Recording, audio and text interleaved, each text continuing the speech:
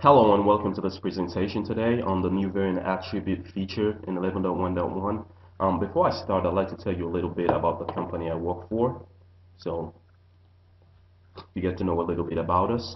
I work for Analysis Express, and we're a Westchester, Ohio-based consulting firm when we were founded in 2004. We're focused on business intelligence and analytics. We're also the creator of the TADM, which is a superior tolerance analysis software that is often used in manufacturing processes. We've worked with 20 plus Fortune 500 companies, including Johnson & Johnson. A little bit about me now. I am Hyperion. I'm the Director of Technology and Analytics at Analysis Express. I'm a certified consultant with numerous years implementing and supporting BI environments. I am also a Hyperion enthusiast. Okay, now that you know a little bit about us, let's move forward and to our presentation for today. Our presentation, like I mentioned before, is going to be on the new variant attribute feature in 11.1.1. And before we start on the new feature, let's kind of like do a recap of the old attribute feature, what it is, what actually an attribute is. Um, so an attribute, like in layman terms, an attribute describes or is a collective grouping of similarities that are inherent in objects. So that definition doesn't really change in S-space. Going through the definition, an attribute is a special dimension associated with a base dimension. When you create an attribute in S-space, you need to tag it to a base dimension, and we'll see that we proceed. And I need to mention that I'll be going through EAS, Excel, and the slide. So there'll be a lot of transitions as we progress. Also, as I mentioned before, an attribute describes characteristics of data. So if you sell products and you have them in different colors, you might want to do analysis in which color sells more, maybe. So you can create an attribute called color and tag each member on its attribute, on its color attribute. Also, a dimension type is always sparse. Okay, why would we want to create dimensions, attribute dimensions? Well, we might want to do so we can group and query data based on those characteristics. Like I mentioned before, the color characteristics of a product. It could be because we want to make use of more conveniency for reporting. Instead of having an alternate hierarchy, you can create an attribute dimension and you can actually pull a column based on the attribute in reporting.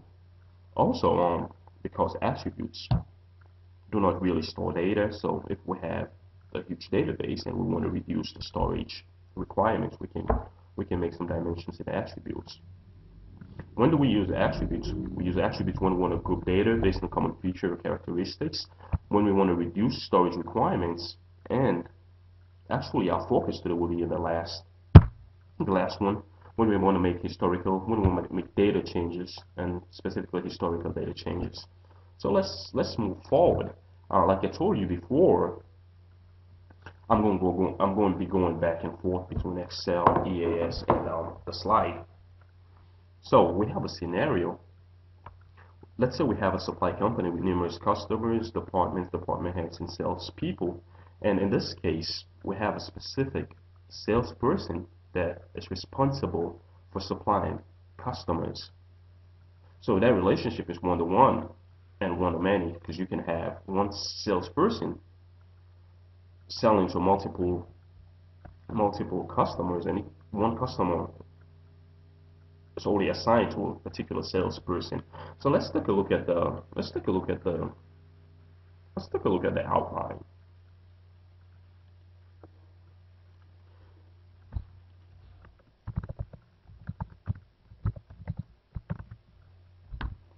So if you see, we have three sample basic databases, and I've actually made alterations to basic 2 and basic 3, and we can take a look at that.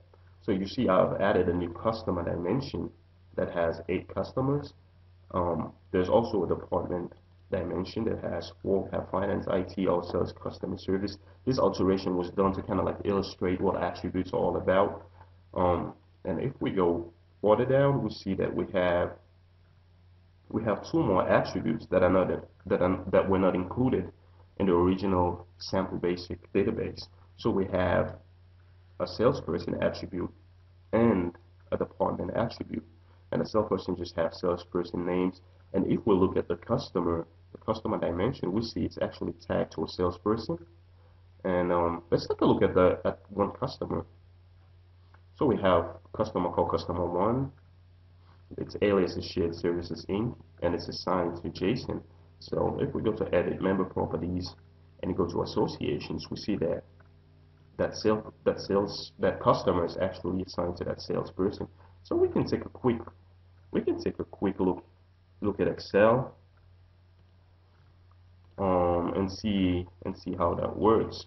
So if I go ahead and do a refresh of basic 3, we'll see that for Shared Services Inc., all sales are tagged to Jason B, which is the current salesperson for that customer. So what if we want to make a change? Say Jason quits or he got fired, and we want to assign all sales, current or historical, to Bruce. How would we do that?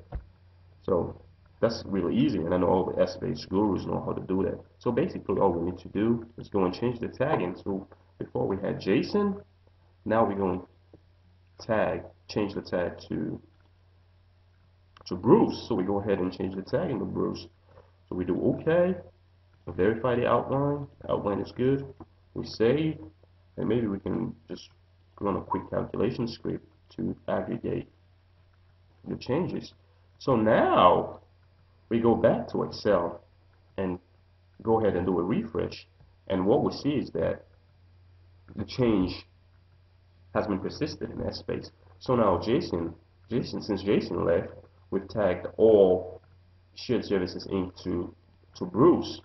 So, and we have seen that change. So basically that's what attributes is. So as far as historical data changes, we can re-tag or reassign an employee to a customer, and it changes all the historical data automatically. Okay. So the question though I would like to ask, what if you just wanted to do it for specific months? Say Jason didn't leave, or he didn't quit, or he wasn't fired, and instead he wasn't doing a good job, and we wanted to see if we change the salesperson from Jason to Bruce for certain months. Just give him a trial period. Say, okay, let's try Jason, or let's try Bruce for April through June and see if the client orders more from him. Maybe Jason doesn't have a good personality or something. How will we do that? Using the old attribute function. So let's go and see if there's a way we can do that just for certain months. But we actually can do that. Once we assign to Bruce, we can only assign one salesperson to one customer, so it's a one-to-one relationship. So we can. So if we change to Jason again, we can do more than one over another dimension. So that's actually a limitation of the all attribute feature. Once we make a change, it affects all historical data, and we can keep all the dimensions constant while we do that. Alright, so since we've seen the limitation of the old attribute function, now we're going to take a look at the new feature, which is the varying attribute, and that actually is that change is implemented in basic 2.